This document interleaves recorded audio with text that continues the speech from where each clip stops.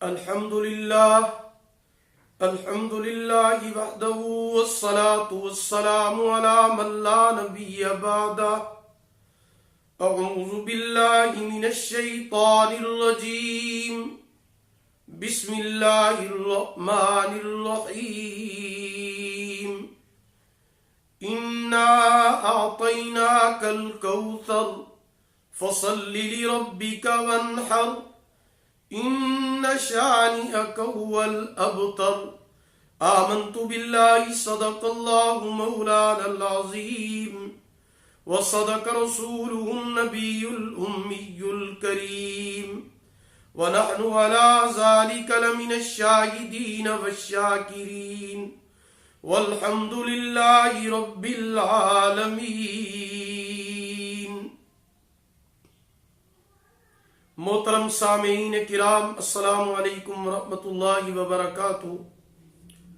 آج میں آپ کے سامنے عظمت والا بابرکت اور طاقتور وظیفہ شیئر کروں گا، کیونکہ یہ وظیفہ اللہ کے کلام قرآن مجید کا وظیفہ ہے. جس طرح اللہ پاک بادشاہوں کے بادشاہ ہیں اور طاقتور ہیں، اسی طرح اللہ رب العزت کا کلام قرآن مجید بھی طاقتور ہے. اللہ پاک نے یہ قرآن مجید اپنے پیارے محبوب رحمت دو عالم صلی اللہ علیہ وسلم پر نازل فرمایا.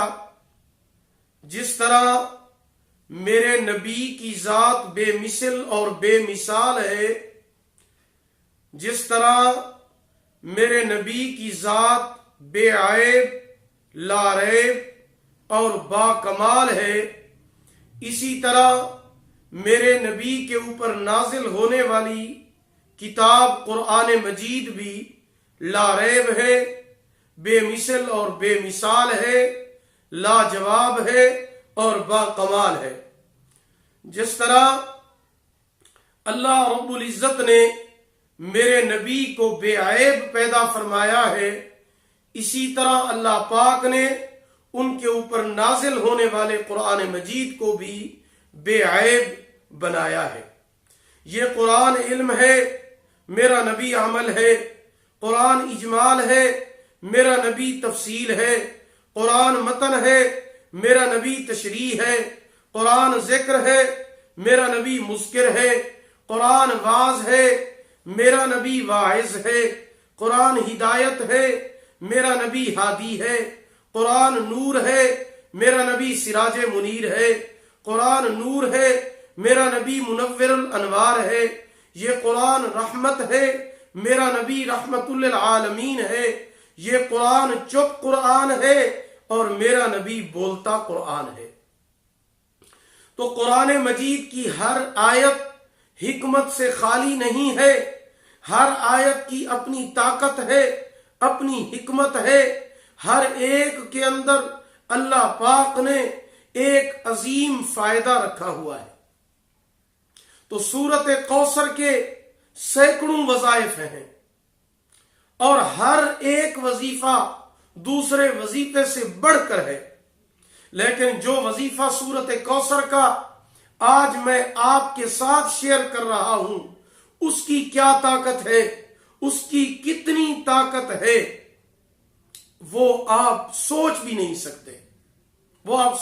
سکتے.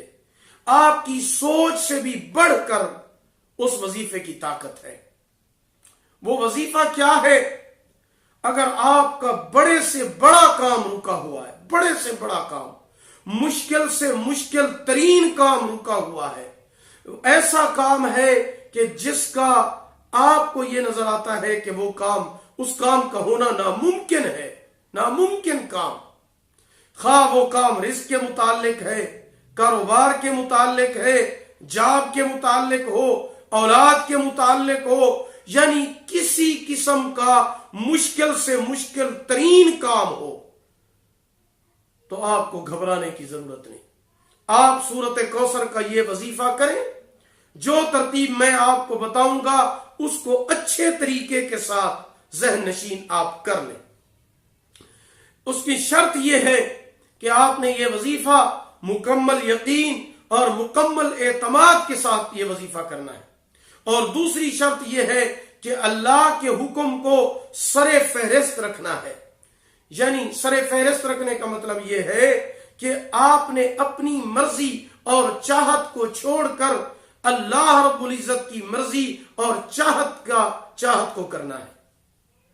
کیونکہ کلمے کے اندر بھی آپ یہی کہتے ہیں کہ لا الہ الا اللہ محمد الرسول اللہ.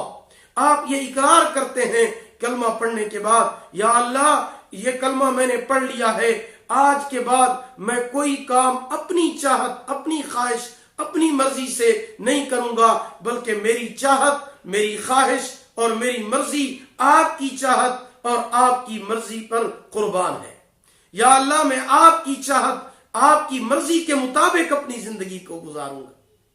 تو یہ اگر آپ یہ عہد کر لیں، یہ نیت کر لیں، اس کے اوپر عمل بھی کر لیں، اور کلمے کے بعد اللہ کا جو سر فہرست حکم ہے وہ نماز کا ہے. نماز تمام عبادات کی سردار ہے، اسے رئیس العبادات کہا جاتا ہے.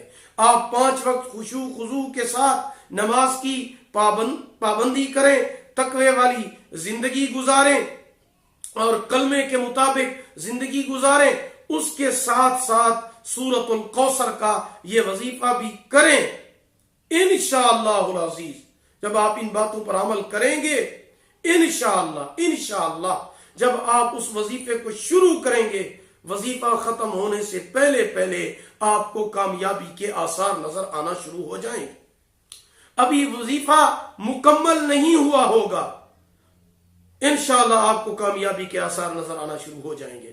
جب آپ وظیفہ مکمل کر لیں، دعا کے لیے ہاتھ اٹھائیں گے، تو آپ کا دل اس بات کی گواہی دے گا کہ میرا کنیکشن، میرا تعلق اللہ سے مل چکا ہے.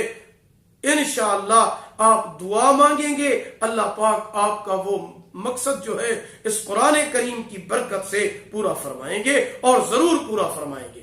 یہ وظیفہ آپ جب چاہیں کر سکتے ہیں، دن کو کریں، رات کو کریں، باوضو ہو کر اپنے مقصد کو ذہن میں رکھ کے آپ نے 129 مرتبہ سورۃ الکوثر پڑھنی ہے. اول آخر 3 مرتبہ درود ابراہیمی بھی پڑھ لیں. تو 129 مرتبہ سورۃ الکوثر پڑھنی ہے. اللہ پاک نے اس سورت کے اندر حوض کوثر کا ذکر کیا ہے. جب آپ سورۃ کوثر کو پڑھیں گے تو رسول اللہ صلی اللہ علیہ وسلم کو خوشی ہوگی. جب آپ سورۃ کوثر پڑھیں گے تو اللہ پاک خوش ہوں گے. جب اللہ پاک خوش ہوں گے، اللہ کے محبوب رسول اللہ صلی اللہ علیہ وسلم خوش ہوں گے، تو آپ کا بڑے سے بڑا مسئلہ جو ہے وہ حل ہو جائے گا. تو آپ نے 129 مرتبہ سورۃ الکوثر پڑھنی ہے. اول آخر 3 مرتبہ درود ابراہیمی پڑھنا ہے. جب آپ یہ وظیفہ مکمل کر لیں تو دعا کے لیے ہاتھ اٹھانے ہیں کہ یا اللہ میرا جو فلاں کام اٹکا ہوا ہے، فلاں جو میری حاجت ہے، فلاں مقصد ہے، آپ نے وہ مسئلہ اللہ کے سامنے دعا کے اندر پیش کرنا ہے انشاءاللہ العزیز. اور بلکہ ساتھ یہ بھی کہنا ہے کہ یا اللہ اس کلام کی برکت سے اور رحمت سے میرا وہ مقصد، میری وہ حاجت اور میرے مسئلے کو حل فرما. انشاءاللہ العزیز آپ کا وہ مسئلہ حل ہو جائے گا اور کامیابی آپ کے قدم کو چومے گی. انشاءاللہ یہ مجرب، اجرب اور طاقتور آزمودہ وظیفہ اور عمل ہے. انشاءاللہ جب آپ اس عمل کو کریں گے تو اس کے ثمرات اور فوائد آپ کو حاصل ہوں گے، اور اس کے لیے اجازت کی بھی ضرورت نہیں ہے. یہ عمل آپ سب کر سکتے ہیں. انشاءاللہ اس کا بہت بڑا فائدہ آپ کو نظر آ جائے گا. اگر آپ کو ہماری یہ ویڈیو پسند آئی ہو، اسے لائک کریں، شیئر کریں، اور ہمارے channel Islamic tube network کو سبسکرائب کریں. ساتھ لگے ہوئے گھنٹی کے نشان پر ضرور کلک کریں تاکہ ہماری نئی ویڈیو سب سے پہلے آپ کو مل سکے. دعا ہے کہ اللہ رب العزت ہمیں ان باتوں پر عمل کرنے کی توفیق عطا فرمائے، قرآن کریم کی تلاوت کرنے کی توفیق عطا فرمائے، اور ہمارے سامعین کرام نے جن جن مقاصد کے لیے دعاؤں کے لیے کہا ہے یا چاہا ہے اللہ پاک ان کی دعاؤں کو اپنی بارگاہ کے اندر قبول و منظور فرمائیں۔ اللہ تعالیٰ آپ کو جزائے خیر عطا فرمائیں۔ اللہ پاک آپ کے حامی و ناصر ہوں۔ آخر دعوانا ان الحمدللہ رب العالمین۔